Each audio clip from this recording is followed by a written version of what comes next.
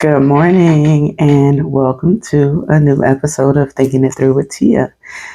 I know it's been quite a while since I've made a video, and I know that I've been asked a lot to make the videos. So I just want you all to know that I am listening, and I said I would, and I meant what I said. So since Thinking It Through with Tia is about to kick back off, I figured one of the best things that I could do to really kind of catch everybody up to who I am, what I am, what's going on in my life, to understand where my perspective comes from, and to answer a couple of questions that a couple of people have asked me a lot of times. I say a couple of people, but it's been quite a few people that have asked me these questions. So I figure, why not make the first episode back be the answer to those questions so that people can better understand who I am, so that they can better understand my perspective. Okay. So with that in mind, today's episode is going to be about authenticity. So today we will not be pulling a question. I'm going to just be answering questions that were already asked of me and giving a little bit of background about my own personal authenticity. All right. So what's authenticity? So to me, I'm who I am. I am who I am. I live in an authentic manner to the point that I don't feel like I owe anybody any explanation for who I am or why I am, right? But I do respect that people like to understand me, so I will give an explanation. I don't owe it, okay? So what is authenticity overall, though? For me, I'm learning that along this journey of life and growth that I'm on, authenticity is really just living what you say, right? Living what you say, living what you believe, not concerning yourself with what everybody else has going on, not letting the decisions you make for your life have to be pleasing for everybody else around you. I say to people all the time, I'm kind, not nice, right? And they think, well, you're pretty nice. Yeah, I mean, kind means that I can do things from a kind space in my heart. Nice for me feels like people pleasing, and therefore I'm not interested in doing it. Nice to me feels like do what makes me feel better, even if it makes you feel uncomfortable, because I want you to be nice to me. And if you disagree with that, that's your choice, right? But I do want you to think, whenever someone tells you to be nice, what do they usually mean? Because it's usually a time that you don't want to be nice, and they're trying to remind you to be nice because it is the right thing to do. Okay. So I don't prefer that. Yes, sometimes I'll say nice and sometimes I'll say kind, but please be clear. I just mean kind. In my kindness, I could offer a feeling that feels nice, but it won't be from a place of something that doesn't feel comfortable to me. Let's see, what else is something that I see. Authenticity requires no validation. So for me, I would say authenticity means that I require no validation. I can't concern myself with whether people like me, dislike me, or not, because I like me. And as long as I like me and God likes me, then that's all that matters. And the beauty of it is that there are so many wonderful, beautiful people that have met and interacted with me, and they understand it once they get to know me, right? Once they've had a good conversation with me, then people realize who I truly am. But those that don't understand, and I think it's so funny, they say that I'm vain and that I'm bougie and things like that, right? And I think that that's so cute because I just, I'm just me. I don't get dressed to impress people. I don't get dressed to compare myself to people because, like I said, in previous times, see, readings. I be doing readings, as you can see. Okay. And previous times, I've been in a state of, I don't know what about what I choose to wear or do how it impacts others. That part I can't fully comprehend, but I guess maybe that is a part of stepping into authenticity, because now I can see how that doesn't really make sense. I think we've all had times in our life where we thought we needed to impress somebody. We thought we needed to get this person to like me, or we got to show them that it's worth it for them to like me, or that I'm a great friend, you should be my friend, or I will be a great partner, you should be my partner, and things of that sort. And I know we've all been down that road, but realistically, authenticity and not requiring validation just simply leads to say, who am I? Okay. I believe in honesty. I believe in truth. I stand on my values. I love God. I don't care who people think God is to me, but I know who God is to me. But I love God, and I'm okay with loving God. I just love God different. I love God like an internal, not a separate entity. Therefore, I feel as though I've been able to learn more and get more attuned with God, because of the fact that now I'm not distracted by everything else that would have gotten in the way of me getting to know my Creator, and who I am to my Creator, and who my Creator is to me and to this world, and all of those things. All right. Another area that people don't get about me is that no is a full sentence for me. So when I say no, I just say no. Like I said, I don't owe anyone any kind of explanation for why.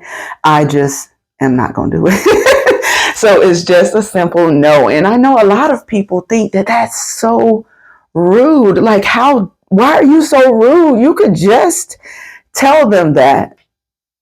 But why would I do? You could just tell them why the answer is no. Why? Becomes my question. Why do I have to tell someone the answer is no? Will it change the answer from being no? Or will it only open up an opportunity for them to try to convince me to change my answer? Or offer new ways that I can view something? I think very clearly and I think very highly. So if I know that my answer is no, it's a no. Okay. So let's get into these questions. All right.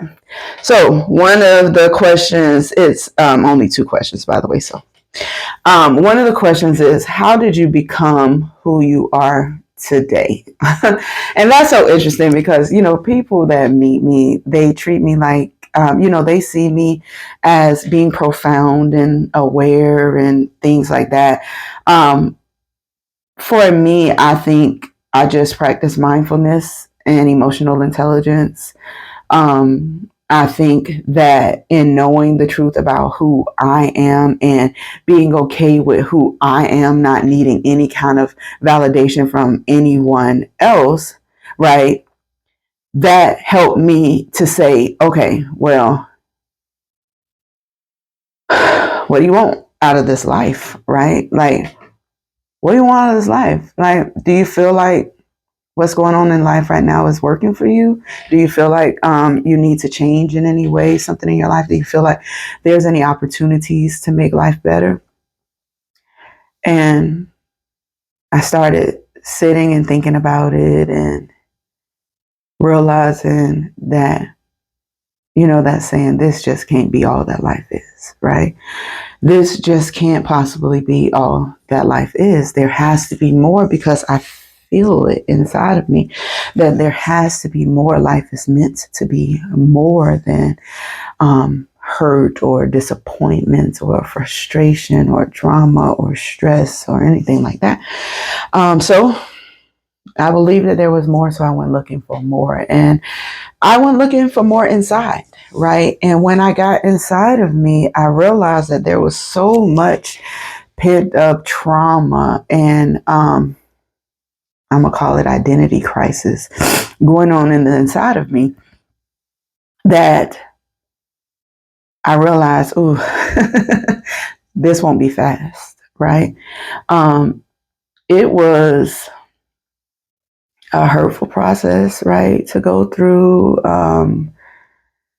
in the most beautiful of ways, right? But you, like, some might call it the dark night of the soul. It's a point in your life that everything seems to be kind of going dark and going haywire, and you can't seem to hear or feel the voice of God around you. So you feel for the first time like you're truly alone, right? And that's so funny because there would be so many times in life that you might have thought you were alone because you were actually by yourself, or you might have been seeking some kind of relationship or something, and you felt that you were alone, you felt that you were lonely, you felt whatever. But in that dark night of the soul, that's the moment that you feel more alone than you've ever felt, right? And it's actually the moment that you're more comforted probably than ever, right? You don't realize it because it's chaos, right? But you have to think, like, when I go back and I look at the dark night of the soul that I endured, okay? I went through a lot of things, okay? Illnesses and loss and a lot of tears and things like that. But I also awakened to so many things. Like, I awakened to so many things. I awakened to my peace and to my balance and to my harmony and to my gratitude and to unconditional love. Into unconditional love. And that is that agape type of love. That's that God love. It's an unconditional love, right? And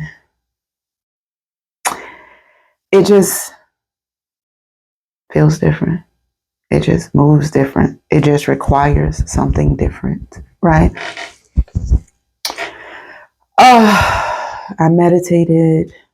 I pray a lot. I journal.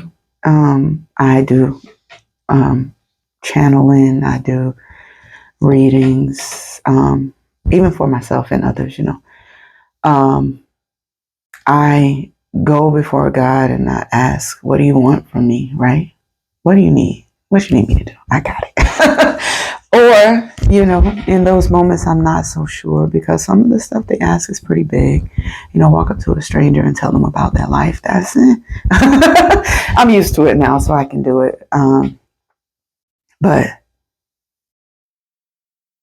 it doesn't matter what God desires of me. I'm willing to do it. Why? Because I'm supported in it. I'm never alone. I'm always supported in what I need to do. I trust that God will guide me along the path of what's needed for me to be the best version of myself. So it's about Jeremiah 29:11. It's on the cup. Jeremiah 29:11, the plan. I know the plan that God has for me, and I trust the plan. I trust the mustard seed faith concept. I have faith. I trust that God provides whether I can see how or not. And it's just been good. It's just been good. All right. Question 2. How do you handle being so different? Well, I think I usually would just say because I'm a unicorn, right? So I'm going to say that because that's who I am. I'm a unicorn, right? Just like you're a unicorn, right? Anybody that's watching this is a unicorn. Everybody is their own unique individual, right? It's only life and society that makes us think that there needs to be, like, you need to conform to this to be accepted. You need to conform and align to this theory, this ideology, this thought process to be right, fit in, do whatever it is. So I deal with being different by accepting, I guess. So let's go a little bit deeper about one of the biggest things that I learned throughout this process, right? So one of the biggest things that happens in this process is that you begin to become magnetic, okay? So the more time that you start to spend within yourself, the more time that you start to better understand yourself, the deeper you get into generosity, gratitude, thankfulness, authenticity, all of those things that lead you closer to the heart of yourself. As you further begin to push out all of that deep down trauma that you don't realize is there. Once you start to kind of kick out all of that, I don't know any other word to say other than programming, right? All of the other programming that is inside of you from being even a child. You were taught to be a certain way, talk, don't look, silent, don't speak. You might have been taught to be a lot of different things in your rearing. So as you were raised, you were given different expectations for how life is supposed to go, different expectations for this. Like you might have come up in a doctor family, everybody a doctor. You might have came up in an officer family, everybody police. Everybody's a lawyer, everybody is this.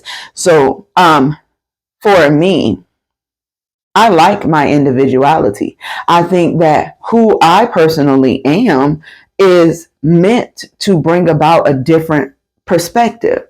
And if you could see a different perspective, consider the hangman, then you turn yourself upside down and you see life in a whole new way, right? Change the angle of how you see life. And that's what I've done.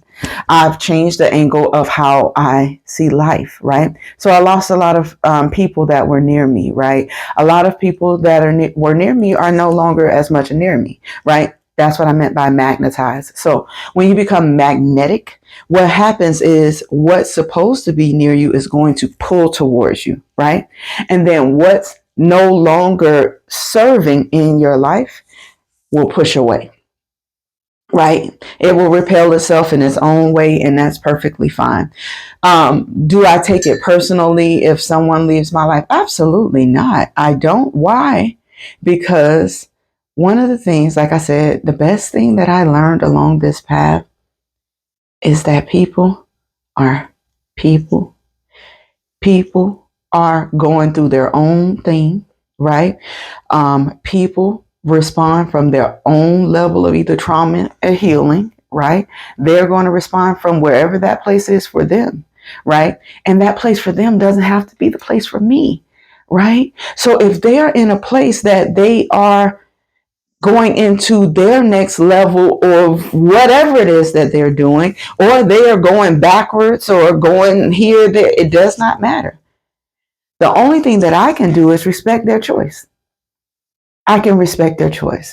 And to me, I think that that's what overall authenticity is. It's just respecting that everybody has a right to be whoever they are. All you can do is decide whether it works for you or whether it doesn't. You can remember that divinity exists inside of every being.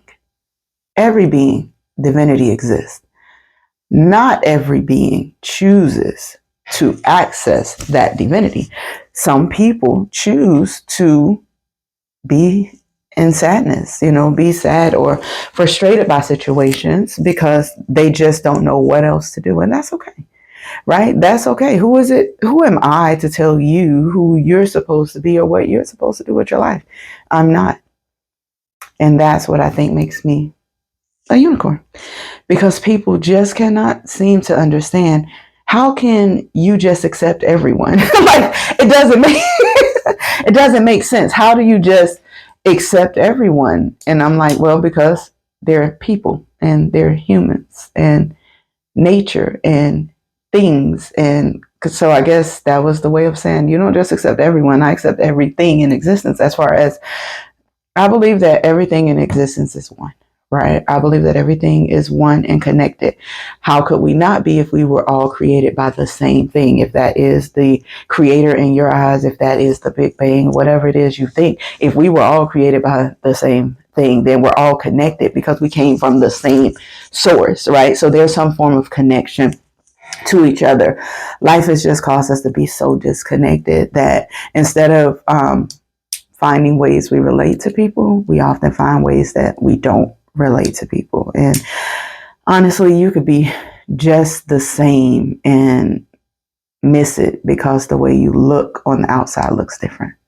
Like your core energetic makeup could be so similar. There could be so many things in common with you and another person. It could be wonderful interactions. Like you could feel great interacting with a person, but at the same time, the differences on the outside, the differences of society, the fears of what will people think, what will people say, what if people think that this is this, and what if people think this is that. I had to pause on that one because that's so funny to me that I just said that. That gives me joy because I used to be that person. I used to be that person. I remember when I first started therapy, to really just like kind of find the full ground and bring it to what it's going to be. The therapist is who pointed that out to me, that I worried about what people would think. And I'm like, really? Like, I would have never thought that I worried about what people thought about me, but I did. And I did because I moved according to what people would think, and that makes no sense. Right? And so that person doesn't exist. So, those were the questions I wanted to address that people were asking. So when I pick back up, I will continue answering the questions in there, or we'll talk about whatever we're going to talk about because it's going to be authentic. We're going to do whatever we're going to do at the time, and that's fine. But thank you for being a part of this journey with me and trying to understand all that I'm saying in this, even though the perspective may be a little bit different.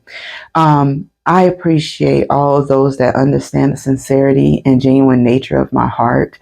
And, if you've interacted with me on the street, if you got to this page because you met me on the street, or at an event, then you likely have already had an opportunity to understand bigger all that I am, and not all that I am, because that's a lot of encompassing there, but understand who I am, and that everything that I do comes from pure intention. I vibrate at a frequency of unconditional love. Everything I do is out of love. There is nothing that I do to harm, hurt, abuse anyone. I realize that there may be people that may feel harmed or abused by me because of whatever it is that they perceive has interacted in life between us. But I would just ask that, people remember the moment, remember where you're at now, and then try this. Go into getting into authenticity, and then come back and look at relationships. Do I worry about what people may say or accuse me of, or gossip and things? And yes, I know about a lot of the gossip and things like that. I just don't care. No shade. I can't concern myself with that, because what does that have to do with me? Nothing. I like to look at it like this. If I didn't do or say something intentionally or directly, not even just intentionally, take the intention off. If I didn't do anything directly to you to impact you in any way, if you take something personally from me about me being me, because a lot of people were like saying to me that, it comes off kind of egotistical to be so confident, right? And I would say, again, here is another problem that we have from a societal standpoint. How is it egotistical to be confident? It's egotistical to be egotistical. But how do we take being confident and make that egotistical?